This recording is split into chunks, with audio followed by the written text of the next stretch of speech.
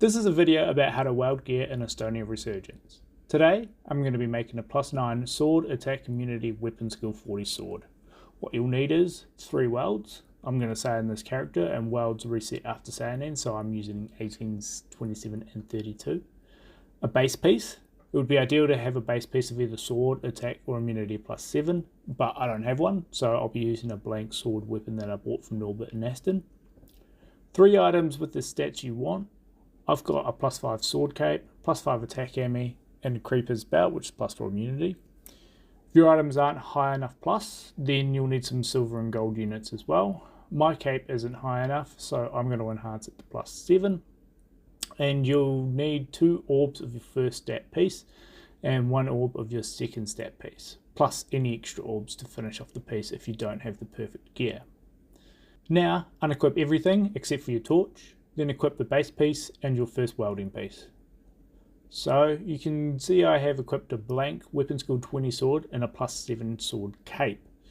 Now, when I use the shrine, the +7 sword stat has gone from the cape and onto the weapon, leaving a cape of unwelding and a sword of welding, which is now weapon skill 20 with a +7 sword stat on it.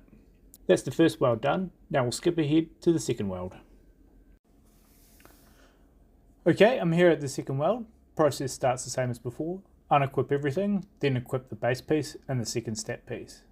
I have a +7 sword weapon and a +5 attack amulet.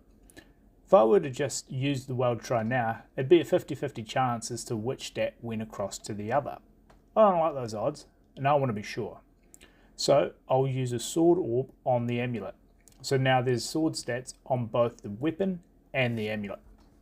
Now if I use the shrine, the sword stats block each other from going across, so the only stat that can move is the attack. I'll enhance it to bring the attack up to +7, use the shrine, and now I have a +7 sword and attack dual stat weapon. Time to skip ahead to the third weld. Just like the other 2 welds, unequip everything except your torch and equip your base piece and stat piece. Now your base piece has 2 different stats on it, sword and attack. So I'll need to use a sword and an attack orb on the belt. And then enhance it up so the immunity is now +6. Just like last time, the sword and attack stats on both the weapon and the belt block each other, so the only stat that can move is the immunity from the belt.